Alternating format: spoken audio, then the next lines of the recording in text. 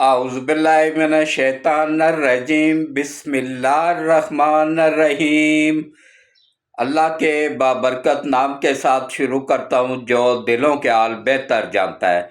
मेरी तरफ से देखती आंखों सुनते कानों सबको अस्सलामु अलैकुम व रहमतुल्लाहि व बरकातहू। लाखों करोड़ों दरूदो सलाम आकाए दो आलम खातमुन नबीयीन हज़रत मोहम्मद मुस्तफ़ा सल्लल्लाहु अलैहि वसल्लम पे, आपकी आल पाक पे, सहाबाए कराम पे, औलियाए कराम पे। दरूद और सलाम के बाद मेरा आज का मौजू इंतहाई अहम है। इंडिया पाकिस्तान की जंग शुरू हो गई है। पाकिस्तान में एमरजेंसी लगा दी गई है। तमाम स्कूल और कॉलेज बंद कर दिए गए हैं। बुज़दिल दुश्मन ने सिविल आबादी को कहाँ कहाँ निशाना बनाया, इसकी पूरी तफसील बताऊंगा। और पाकिस्तान ने इंडिया के कितने जहाज मार गिराए और इंडिया का कौन सा हेड क्वार्टर तबाह कर दिया है, ये पूरी तफसील बताऊंगा। मेरा व्लॉग सबसे लेट आया है लेकिन तस्दीक शुदा आया है, और वो खबर आपको दूंगा, वो खबरें कि जो किसी चैनल ने अब तक नहीं दी होंगी इंशाअल्लाह। तो आज देखें, मेरी मूछें पहले नीचे होती थी, आज ऊपर है। क्यों? कि हमारी पाक फौज ने जिंदाबाद कर दिया, दिल खुश कर दिया है हमारा। सैयद आसम मुनीर साहब की खैर हो, बस अल्लाह उनकी जिंदगी करे। तो सबसे पहले तफसील में जाने से पहले आप लोगों से एक अपील है कि देखें, ये मेरा अकेले का चैनल नहीं है, ये आप सब का चैनल है, ये हम सब का चैनल है। कोशिश किया करें कि वीडियोस को पूरी देखा करें, स्किप ना किया करें, वीडियोस को ग्रुपों में शेयर कर दिया करें। और अब जंग की हालत में कम अज़ कम पाक फौज का साथ दें, और फौज के खिलाफ किसी किस्म की कोई पोस्ट नहीं आनी चाहिए। अगर पीटीआई की किसी भी बंदे ने पोस्ट की तो अब इमरजेंसी नाफज, अब उनको कम अज कम सजा 25 साल होगी। ये गौर से सुन ले कौम यूथड़, क्योंकि ये तो गद्दार हैं, ये तो इंडिया के ही एजेंट हैं। इन्होंने तो फौज के खिलाफ ही वो करना है, लेकिन अब इनको कोई राहत नहीं मिलेगी। और इसके बाद देखें किस तरीके से चैनल को सब्सक्राइब भी कर दें, ग्रुपों में वीडियोस को शेयर कर दें, और वीडियोस को पूरी देखनी है, स्किप नहीं करनी है, और आगे दोस्त अहबाब को भी शेयर कर देनी है। और इसके बाद इस वक्त अगर जो भी सियासी पार्टी फौज के खिलाफ बयान देगी, बयानबाजी करेगी ना, यही मौका है एक होने का। दुश्मन ने हमारी सिविल आबादी पे वार किया है, लेकिन हमने अल्हम्दुलिल्लाह उसको नानी याद करा दिया है। और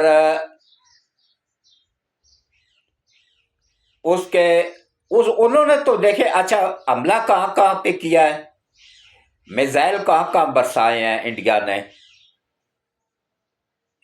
सियालकोट सेक्टर में, अच्छा मरीद के में, और ये लाहौर में, और बावलपुर में। यहाँ पे उसने सिविल आबादी पे मिसाइल बरसाए हैं, और कश्मीर में भी। तो पाकिस्तान ने कैसा करारा जवाब दिया। रात को उसने बुज़दिल दुश्मन ने हमला किया है 1:23 पे, जब पाकिस्तान की पूरी आवाम, सिविल आवाम सो रही थी। तो बुज़दिल दुश्मन ने मरीद के में एक मस्जिद को शहीद किया है, बावलपुर में, और बावलपुर में जो हेल्थ डिपार्टमेंट का कम्प्लेक्स है, हेल्थ डिपार्टमेंट है, उसको तबाह किया है। और उसके बाद फिर लाहौर में भी सिविल आबादी, सियालकोट में सिविल आबादी पे मिसाइल बरसाए हैं। जवाब में पाक फौज ने इंडिया की किसी सिविल आबादी पे हमला नहीं किया। इन्होंने वहां इंडिया का आर्मी का इंडियन इंडियन आर्मी का इंडियन आर्मी की ब्रिगेडियर इंडियन आर्मी ब्रिगेड का हेडक्वार्टर तबाह कर दिया। तो इससे आप अंदाजा कर लेना कि पाकिस्तान को अल्लाह ने कितनी बड़ी कामयाबी शुरू में ही दे दी है। तो इसके अलावा वो राफेल जहाज जिन पे इंडिया को की पूरे वर्ल्ड की सबसे महंगी डील करके हासिल किए गए थे फ्रांस से, जिसका दावा था कि ये मिसाइलों की जद में भी नहीं आते हैं और इनको कोई मिसाइल निशाना भी नहीं बना सकता, क्योंकि इनके अंदर ही सिस्टम मौजूद है कि वो उस मिसाइल को तबाह कर देते हैं। तो उसके अंदर ही सिस्टम लगा हुआ है। तो अल्हम्दुलिल्लाह 6 के 6 जहाज आए, 6 जहाज राफेल पूरे के पूरे 6 जहाज गिरा लिए गए हैं। कौन से मिसाइल उसमें इस्तेमाल हुए हैं जो अभी इंडिया ने अभी चीन ने पाकिस्तान को तोहफा दिया था। मैं कहता हूँ जी चीन को दोनों हाथों से सलूट है। चीन ने सही हक अदा किया है पाकिस्तान के दोस्ती का।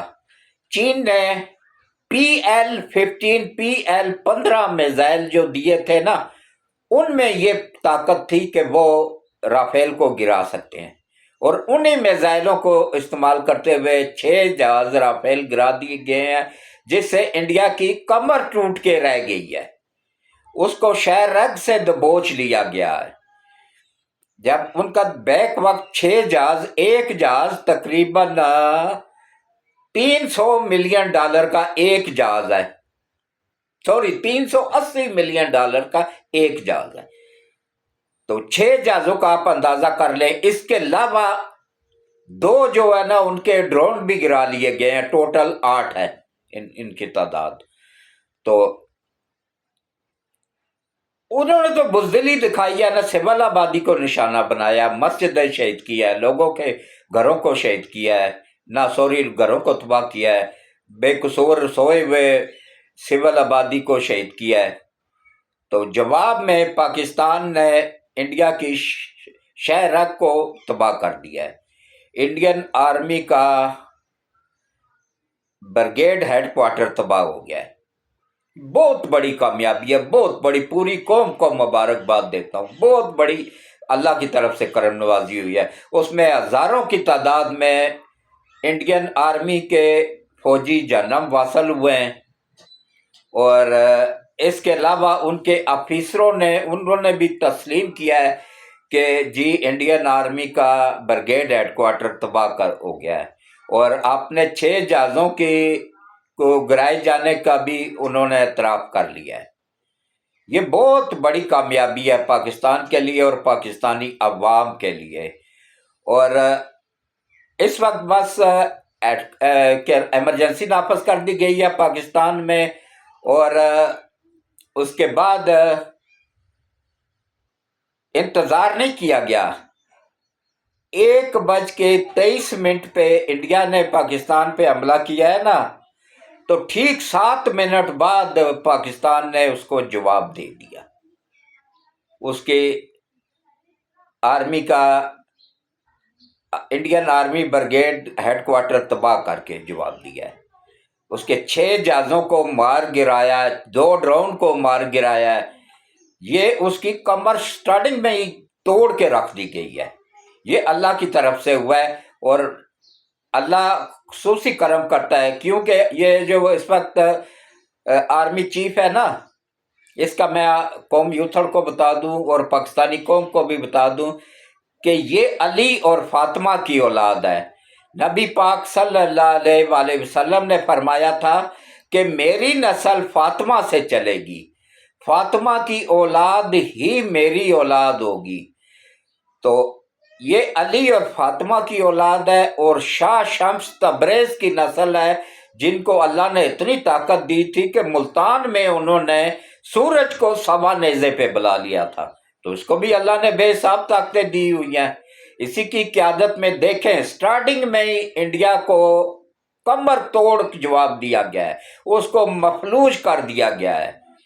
اور اس کے بعد کسی بھی ملک کا آرمی کا برگیڈ ہیڈ کوارٹر تباہ ہو جانا بہت بڑی ذلت ہوتی ہے اس ملک کے لیے، جو اپنے آپ کو سپر پاور کہلاتا تھا نا۔